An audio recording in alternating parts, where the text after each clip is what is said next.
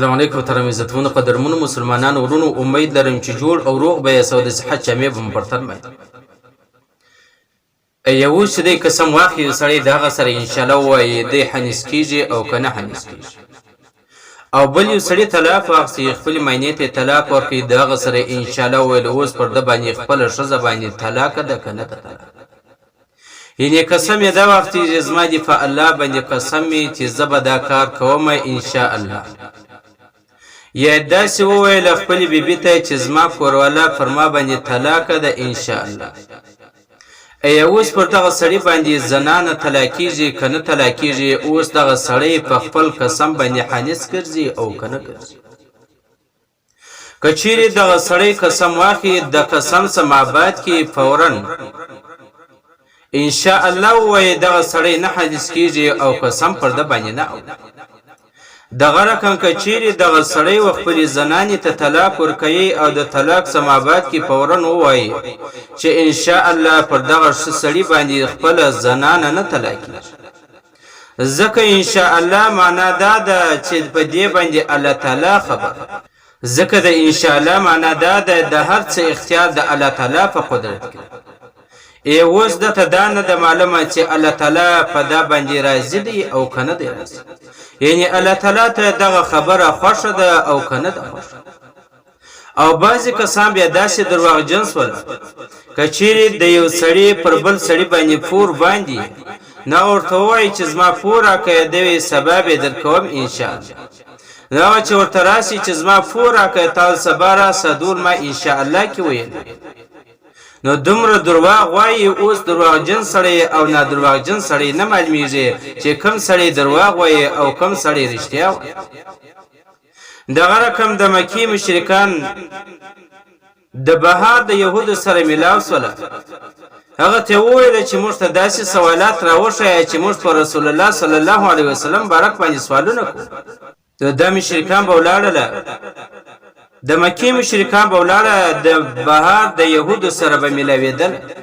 یعنی په بهار کې چې کم یهود پر اطراف اوسېدل د دې سره به میلاو سره ملاقاتونه به یې کوله چې موږ ته داسې سوالونه راوښیه چې موږ یې په رسول الله صلی الله علیه وسلم مبارک باندې وکړو ای چې دی واقعي نبي دی او که نه دی نو هغه څو سوالات وروښول دا مشرکان چې کله مکې له راړو نو رسول الله صلی الله علیه وسلم مبارک ته په وایي چې خضر علیه السلام واقعه راته بیان کړه د اصحاب کهف واقعه راته بیان کړه چې دا څوک وله چیرې وله څنګه وله او چیرې دی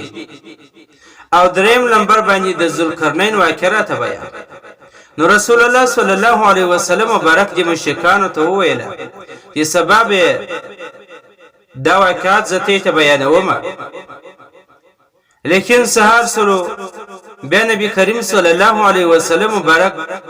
دیته دا واقعات بیان نکړو ځکه د الله د رسول خدا ګمان ولو چې جبرئیل علیه السلام به راشي دغه نه به پوښتنه وکړم یا به الله تعالی ماته وحی وکړي لیک پکیم پدا کې 15 ورځې تیرې شوې دغه سماباد کې د الله تعالی د طرفه وحی وسه جبرئیل علیه السلام رالی او سور د کاف ټول نازل سلو نو الله تعالی فرمایي چې زما نبی ولا تقولن لشیء انی فاعل ذلك غدا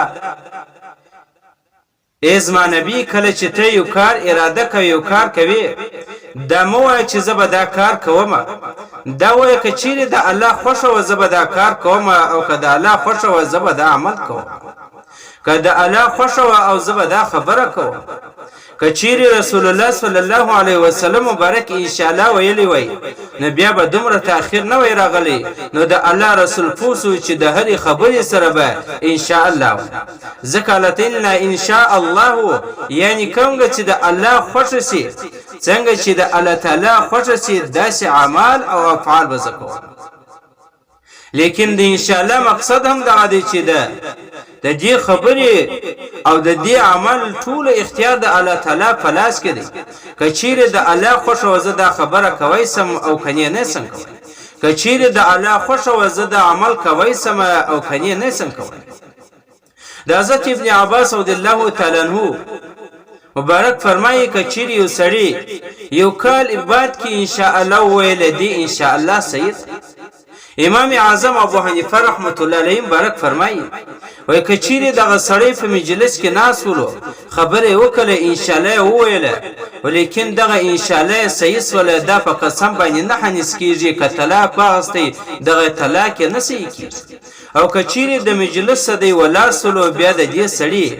هم قسم لازمیږي هم پر دې سړی باندې طلاق لازمیږي طلاق اوري یعنی خپل زنانه پر دغه سړی باندې طلاقیږي په مجلس کې ناسي قسم یې واغستې دغه سمابات کې مجلس ولا سه به ان شاء الله وویل دغه رقم سړی شجه ته طلاق ورکړي مجلس ولا سو هغه سمابات کې ان شاء الله وویل لیکن په دغه ان شاء الله باندې دا شنه چې د زنانه نه طلاقیږي او د په قسم باندې نه حنیس کیږي بلکې زنانه هم پر طلاق اسوله او د په دغه قسم باندې حنیس هم ګرځي ابو جعفر منصور چې د عباسي خلیفہ ولو ډیر نیک سړی ولو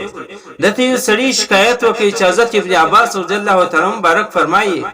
هغه فرمایلی چې یو کال بعد کې ان شاء الله وای سیده او امام صاحب چې کله د مجلس ولار سي سیدی ک مجلس او ناس سیدی ک ولار سي به نسی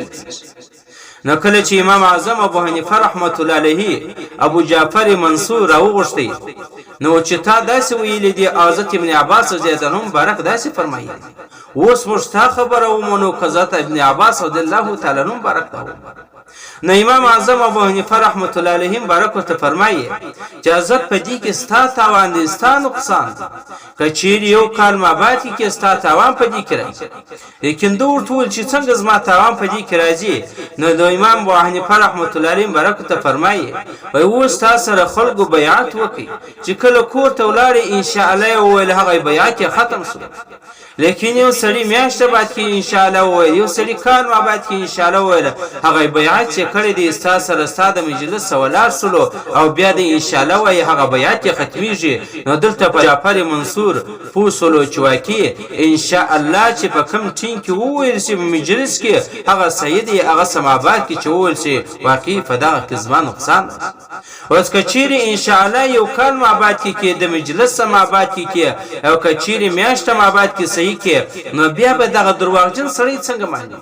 په دنیا کې به درواغجن سړی پیدا نشي په دنیا کې به دوکبار سړی پیدا نشي دا ټول به نیک پرست انسانان دا ټول به سچا مؤمنان وي داسې کېدای نشي لیکن کله چې د مجلس ولا سو دی بم ان شاء الله وای او نه به قسم پر د باندې لازمیږي او نه به پر دې حنیس کیږي او نه به پر دې باندې زنان